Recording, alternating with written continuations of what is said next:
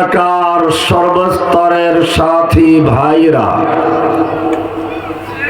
পর্দার আড়ালে অবস্থানরত আমার মা ও বোনেরা, আল্লাহ সুবহানাহু ওয়া তাআলার মহান দরবারে শুকরিয়া জ্ঞাপন করছি, যিনি আমাদেরকে আজকের এই মাহফিলে আসার এবং বসার তৌফিক এনায়েত করেছেন।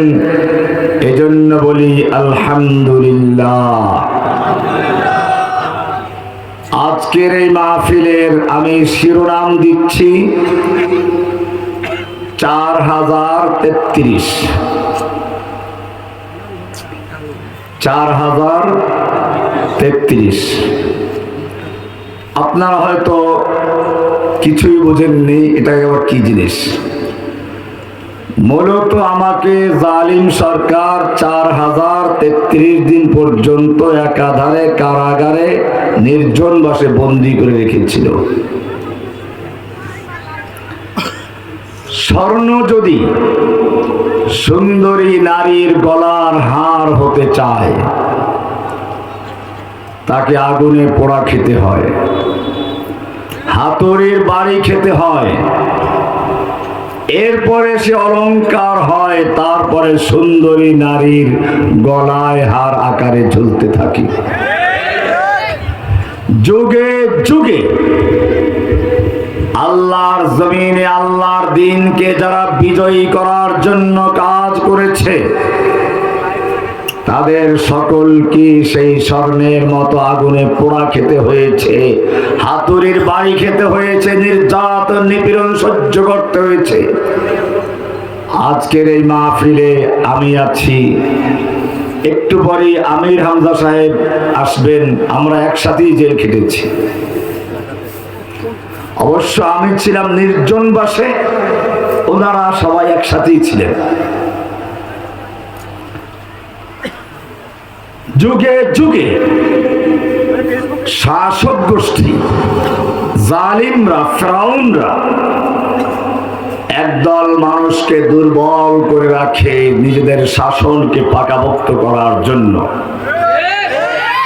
সূরা আরাফ 28 নম্বর সূরা, এর শুরুতে আল্লাহ, সূরা কাসাস 28 নম্বর সূরা, এর শুরুতে আল্লাহ সুবহানাহু ওয়া তাআলা যুগে যুগে যারা ফেরাউন হয়ে এসেছে তাদের কিছু চরিত্র তুলে ধরেছেন। কোরআনের ইরশাদ হয়েছে, ইন্না ফিরাউনা আলা ফিল আরদ, নিশ্চয়ই ফেরাউন তার জমিনে মিশর ভূখণ্ডের একচ্ছত্র ক্ষমতার অধিকারী বনে গিয়েছিল। ওয়াজাআলা আহলাহা শিয়া, ফেরাউন তার দেশের জনগণকে বিভিন্ন দলে বিভক্ত করেছিল।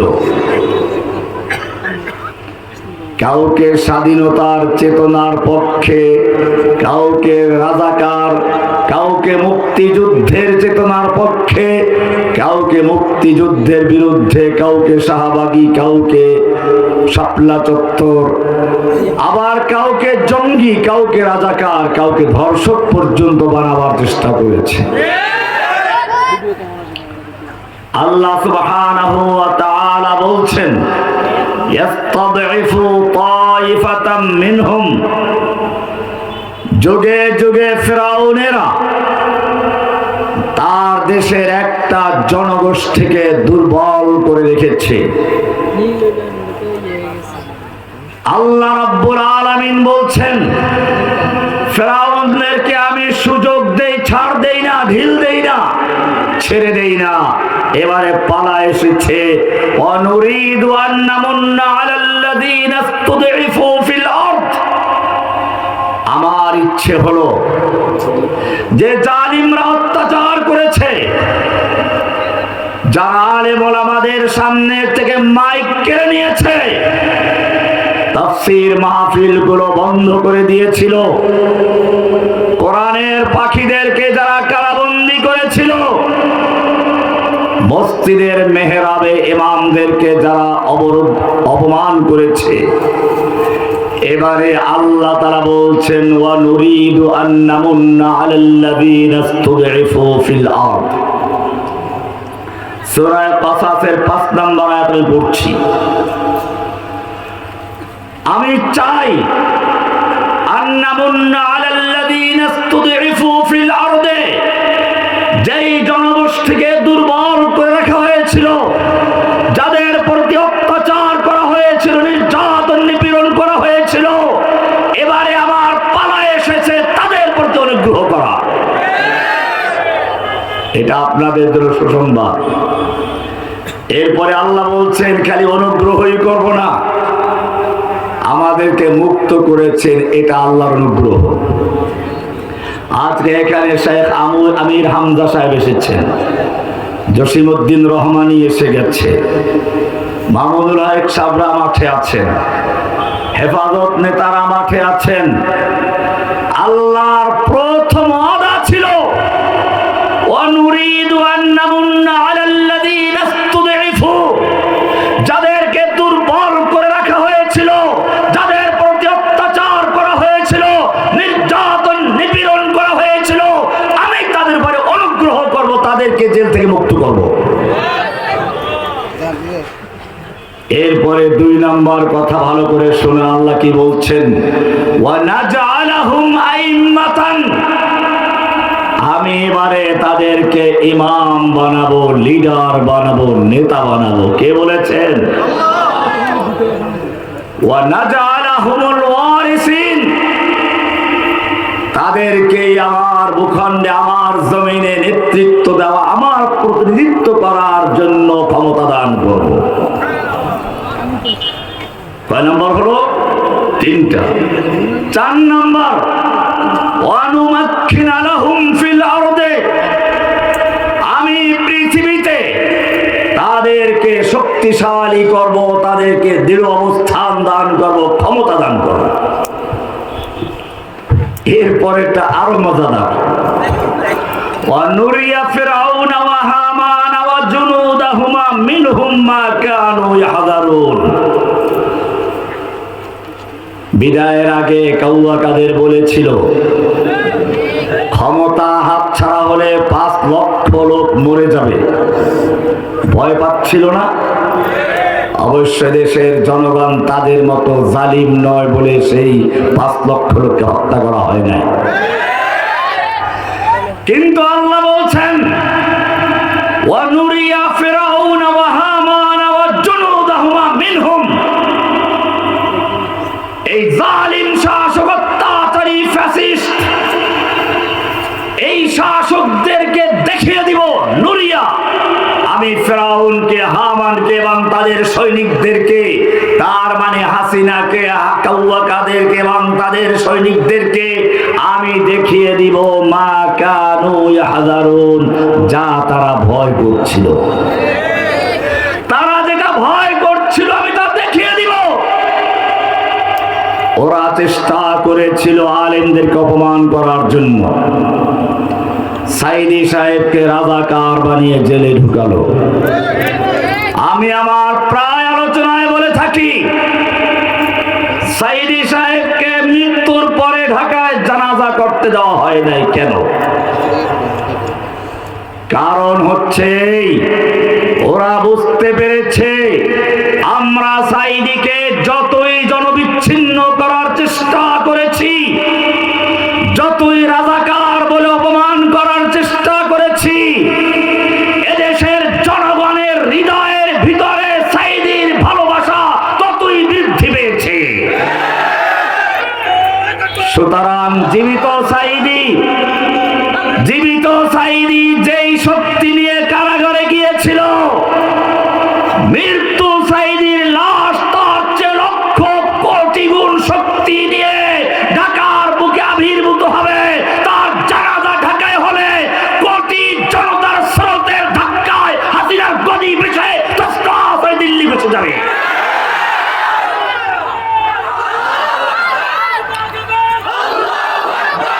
স্লোগান কম দেন, সময় কম। স্লোগান দিয়ে না, সময় কম। মাত্র কয়েক মিনিট সময় আছে। আজকে আমাদের মনে রাখতে হবে মিজানুর রহমান আজহারী সাহেব একজন তরুণ বক্তা, মিষ্টভাষী আলেম। কি সুন্দর তার ব্যবহার, আচার ব্যবহার। এই লোকটাকে হাসিনা বরদাস্ত করতে পারে নাই, তাকে দেশ ছাড়া করেছিল। প্রথম যে জনসভা তিনি করলেন পেকুয়াতে, আমিও সেখানে ছিলাম। আমি যখন দেখলাম স্রোতের ন্যায় জনগণের ঢল চতুর্দিকে চলে আসছে, আল্লাহর কাছে মনে মনে শুকরিয়া আদায় করলাম, রব্বুল আলামিন, অন্তরের মালিক তুমি। হাসিনা চেয়েছিল এই আজহারীদেরকে জনগণ থেকে বিচ্ছিন্ন করার জন্য, তুমি জনগণের অন্তরে এমন ভালোবাসা তৈরি করে দিয়েছ, আজকে হাসিনা দেশে নেই, কিন্তু দেশের জনগণ সেই আজহারীদেরকে অন্তর দিয়ে ভালোবাসে, তাদের জন্য ঢল নেমে খেয়ে না খেয়ে তার মাঝে বসে আছে। আমাদেরকে অপমান করার চেষ্টা করেছে, আমার উপর অত্যাচার করেছে সবচেয়ে বেশি। দীর্ঘ 11 বছর 16 দিন পর্যন্ত আমি কারাগারে ছিলাম। আমাকে বেড়ি লাগিয়ে রাখা হয়েছে কারাগারের ভিতরে। 7 মাস পর্যন্ত মোটা মোটা ডান্ডা বেরি পরিয়ে, হাতে হ্যান্ডকাপ লাগিয়ে, মাথায় হেলমেট পরিয়ে, বুকে বুলেট প্রুফ জ্যাকেট লাগিয়ে তারপরে কারাগারে রাখা হতো। আবার কোর্টে তো আপনারা দেখেছেন এত অত্যাচার করেছে। কিন্তু আমি আপনাদের বলতে চাই, সেই সময়গুলোতেও দেখেছি পুলিশের ফাঁক ফোকর দিয়ে জনগণ আমাদের সাথে হাত মেলাবার চেষ্টা করেছে, সুযোগ পেলে পকেটে হাত দিয়ে টাকা পয়সা ঢুকিয়ে দিয়েছে, অন্তর থেকে দোয়া করেছে। আজকে যখন সেই লোকগুলো ক্ষমতা হারালো, তাদের মাথায় হেলমেট আসলো, বুকে বুলেট প্রুফ জ্যাকেট আসলো, পুলিশ প্রহরায় তারাও আজকে কোর্টে আসা যাওয়া করছে। তাদেরকেও জনগণ পুলিশের ফাঁক ফোকর দিয়ে খোঁজার চেষ্টা করে, তবে হাত মেলাবার জন্য আর হাদিয়া দেওয়ার জন্য নয়, পচা ডিম আর সেরা জুতা দিয়ে শায়েস্তা করার জন্য। আল্লাহ তাআলা সেটাই কোরআনে বলেছেন, ওয়া নুরিয়া ফিরআউনা ওয়া হামানা ওয়া জুনুদাহুমা মিনহুম মা কানু ইয়াহজারুন। আমি ফিরআউন এবং হামানদেরকে এবং তার সৈনিকদেরকে দেখিয়ে দিতে চাই যা তারা ভয় করেছিল। সুতরাং মনে রাখতে হবে, যুগে যুগে আল্লাহ সুবহানাহু ওয়া তাআলা ফিরআউনদেরকে ক্ষমতা দিয়ে পরীক্ষা করেন, শেষ পর্যন্ত বিজয় হয় মুমিনদের। ক্ষমতার মালিক কে? সূরা আল ইমরানের 26 নম্বর আয়াত পড়বেন। এই আয়াতের অনেক ফজিলত, বিশেষ করে যারা তাবিজ লেখে ওদের কাছে গিয়ে বলবেন যে এই আয়াতের ফজিলত কি, দেখবেন যে আপনাকে রাজা বাদশা পর্যন্ত বানিয়ে দেবে। হ্যাঁ, আয়াতের ফজিলত অবশ্যই আছে। আমি সেই ফজিলত বয়ান না করে আপনাদের খালি অর্থটা বুঝাচ্ছি। আল্লাহ তাআলা বলছেন সূরা আল ইমরানের 26 নম্বর আয়াত, কুলিল্লাহুম্মা মালিকাল মুলক, হে আল্লাহ তুমি সমস্ত ক্ষমতার মালিক। সমস্ত ক্ষমতার মালিক কে? না কোন জনগণ। তুমি যখন ইসলাম কবুল করেছো, লা ইলাহা ইল্লাল্লাহর সাক্ষী দিয়েছো, লা ইলাহা ইল্লাল্লাহর সাক্ষী না দেওয়া পর্যন্ত তোমার আযান হয় না। আশহাদু আল্লা ইলাহা ইল্লাল্লাহর সাক্ষী না দেওয়া পর্যন্ত তোমার ইকামত হয় না। লা ইলাহা ইল্লাল্লাহর সাক্ষী না দেওয়া পর্যন্ত তোমার খুতবা হয় না। লা ইলাহা ইল্লাল্লাহর সাক্ষী না দেওয়া পর্যন্ত তোমার ঈমান হয় না। লা ইলাহা ইল্লাল্লাহর সাক্ষী সম্পর্কে আল্লাহ তোমাকে কোরআনে প্রশ্ন করেছেন, কুল আইয়ু শাইইন আকবারু শাহাদা, বলো তো সবচেয়ে বড় সাক্ষ্য কোনটি? এরপরে সে পর্যন্তই না, আল্লাহ এবারে বলছেন লা ইলাহা ইল্লাল্লাহ এমন সাক্ষ্য যা জিন মানব দানব ছাড়িয়ে, লৌহ কলম ছাড়িয়ে খোদ আল্লাহ সুবহানাহু ওয়া তাআলা ইলাহা ইল্লাল্লাহ। লা ইলাহার সাক্ষী দিয়েছেন কে? কি আছে লা ইলাহার ভিতরে? লা ইলাহা ইল্লাল্লাহর ঘোষণা যখন সাফা পাহাড়ে মুহাম্মদ সাল্লাল্লাহু আলাইহি ওয়াসাল্লাম দিয়েছিলেন, সঙ্গে সঙ্গে আবু জাহালরা খেপে গেল। এক মুহূর্ত আগে যাকে আল আমিন বলতো তারা বিরুদ্ধে চলে গেল। কেন? সাইয়্যিদ কুতুব রাহমাতুল্লাহি আলাইহি মিশরের একজন বড় আলেম ছিলেন, ফি জিলালিল কোরআন, যার লেখা বাংলার অনুবাদ হয়েছে। তাকে এই লা ইলাহা ইল্লাল্লাহর ব্যাখ্যামূলক কিতাব মাআলিম ফিত তরিক, মাইলস্টোন লেখার কারণে ফাঁসির রায় দেওয়া হলো। ফাঁসির আগের মুহূর্তে একজন মৌলভী সাহেব তার রুমে গিয়ে ঢুকলেন। সাইয়্যিদ কুতুব জিজ্ঞেস করলেন, তুমি কে, কেন এসেছো? আমি কারা মসজিদের ইমাম, আপনাকে কালমা পড়াবার জন্য এসেছি। কিসের কালমা পড়াও তুমি? বলো তো কি কালমা পড়াও? সে বল আশহাদু আল্লা ইলাহা ইল্লাল্লাহ। আশ্চর্য কথা, এই কালেমার কথা বলার কারণে আমার ফাঁসি হচ্ছে, এই কালেমার উপরে কিতাব লেখার জন্য আমার ফাঁসি হচ্ছে, আর তুমি সেই কালমা পড়াবার জন্য এখানে এসেছো। যেই সরকার আমাকে লা ইলাহা ইল্লাল্লাহর উপরে কিতাব লেখার কারণে ফাঁসি দিচ্ছে, সেই সরকার তোমাকে লা ইলাহা ইল্লাল্লাহ পড়াবার জন্য বেতন দিয়ে আমার কাছে পাঠাচ্ছে। রহস্যটা কি? বোঝা গেল তোমার লা ইলাহা ইল্লাল্লাহ আর আমার লা ইলাহা ইল্লাল্লাহ এক নয়। তোমার কাছে আমার লা ইলাহা ইল্লাল্লাহ কালেমা পড়ার কোনো প্রয়োজন নেই, বরং তোমাকে বুঝে দিচ্ছি, ভালো করে বুঝে শুনে কালেমা লা ইলাহা ইল্লাল্লাহ পড়ো, তাহলে দেখবে তোমাকে এই জালিম শাহী কালেমা পড়াবার জন্য পাঠাবে না, তোমাকেও ফাঁসিতে ঝুলাবে। লা ইলাহা ইল্লাল্লাহ বুঝেছে আবু জাহেলরা, বুঝেছে শেখ হাসিনা। লা মানে নেই, ইলাহা মানে কোন মাবুদ।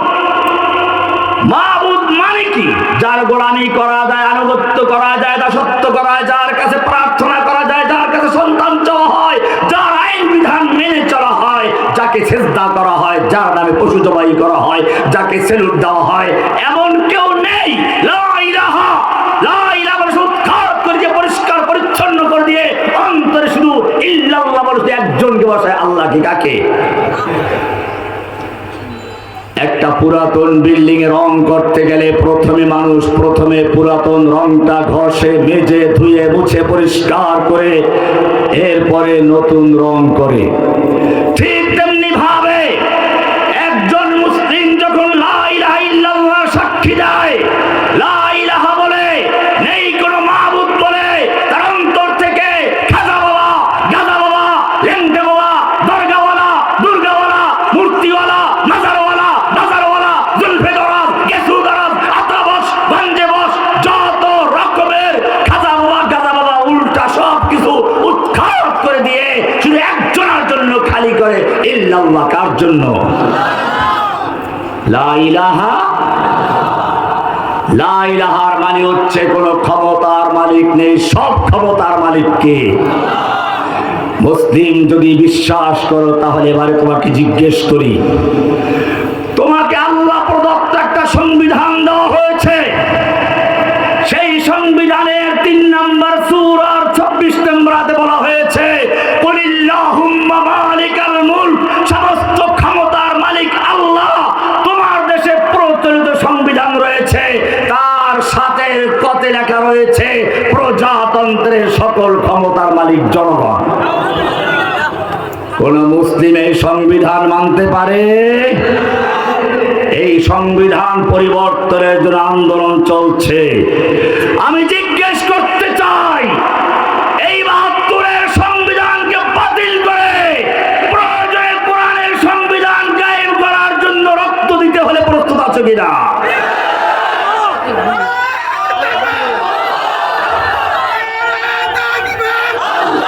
লা ইলাহার মানে হচ্ছে লা ইলাহা, কোন আইনদাতা নেই, বিধানদাতা নেই, সংবিধানদাতা নেই। আলা লাহুল খালকু ওয়াল আমরু, সৃষ্টি যার, আইন চলবে কেবল তার।